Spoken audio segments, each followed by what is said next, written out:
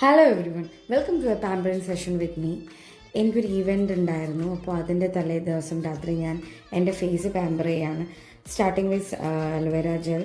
അതിനുശേഷം ഞാൻ എൻ്റെ ഫേസ് ഷേവ് ചെയ്തു. കുറച്ച് ഹെയർ ഗ്രോത്ത് ഉണ്ടായിരുന്നു ആൻഡ് അതെല്ലാം ക്ലീൻ ആക്കി വിട്ടു. അതിനുശേഷം എൻ്റെ ഫേസ് കൂടുതലും ഷേവ് ചെയ്തതിനു ശേഷം ഞാൻ ഐസ് വാട്ടർ അല്ല കേട്ടോ ഉപയോഗിക്കാറ്. ഞാൻ എന്താ ഉപയോഗിക്കുന്നത് നിങ്ങളിപ്പോൾ കാണുക. അതൊരു സർപ്രൈസ് എലമെൻ്റാണ്. പണ്ടതൊരു ടെക്നീക്കാണ്, ബട്ട് എനിക്കത് എഫക്റ്റീവായിട്ട് എപ്പോഴും ഷേവ് ചെയ്തതിനു ശേഷം തോന്നിച്ചിട്ടുണ്ട്. And that is alum or fitkari. Okay, alum എന്താണെന്ന് ഇപ്പോൾ നിങ്ങൾക്ക് കാണിച്ചു തരാം. അപ്പോൾ ഇതാണ് ആലം. അപ്പോൾ ഈ ആലം ഇങ്ങനെ ഫേസിൽ റബ്ബ് ചെയ്ത് കൊടുക്കുന്നുണ്ട്. എപ്പോഴും നമ്മൾ ഷേവ് ചെയ്യുമോ അതിനുശേഷം റബ്ബ് ചെയ്ത് കൊടുത്താൽ ഇതൊരു ആസ്ട്രജൻ്റായിട്ട് ആക്ട് ചെയ്യും and it's very good for your skin. അതിനുശേഷം കുറച്ച് നേരം വെയിറ്റ് ചെയ്തതിന് ശേഷം ഞാൻ എൻ്റെ ഫേസ് വാഷ് ചെയ്ത് കളഞ്ഞു. അതിനുശേഷം ഞാൻ അപ്ലൈ ചെയ്തത് ഒരു ലാക്ടോകാലമൈൻ്റെ ഷീറ്റ് മാസ്ക് ആണ് കേട്ടോ. ഇതൊരു hyaluronic acid, glycolic acid plus panthenol sheet mask ആയിരുന്നു. ഇതെനിക്ക് വളരെ ബുദ്ധിമുട്ടായിരുന്നു കേട്ടോ പ്രോപ്പർലി ഫിക്സ് ചെയ്യാനായിട്ട്. എൻ്റെ ഫേസിൽ ഞാൻ ഉപയോഗിച്ചിട്ടുള്ള ഷീറ്റ് മാസ്ക് പോലെയല്ല, ഇത് കുറച്ചെന്തോ എക്സ്ട്രാ വരുന്ന പോലെ എനിക്ക് തോന്നി. ഞാനൊരു 20 to 25 മിനിറ്റ്സോളം മറ്റോ ഇത് വെച്ചിരുന്നു. അതിനുശേഷം ഇത് റിമൂവ് ചെയ്തു.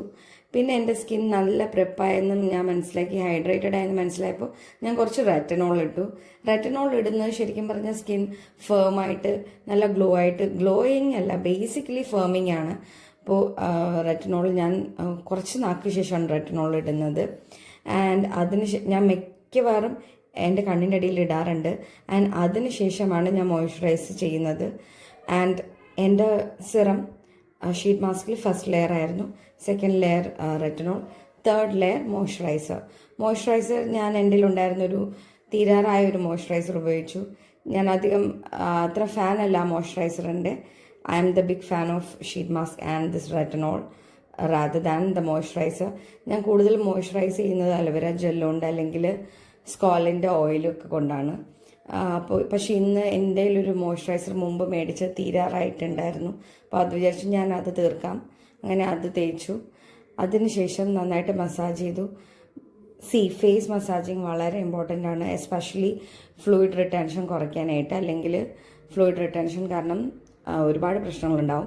പിന്നെ എൻ്റെ ഫേവറേറ്റ് ലിപ് ബാം വെൽവയുടെ റോസ് ലിപ് ബാം ഞാൻ അപ്ലൈ ചെയ്തു. And that's all guys. അത്രയാണ് എൻ്റെ basic prep and I was feeling very good. Thank you so much. By.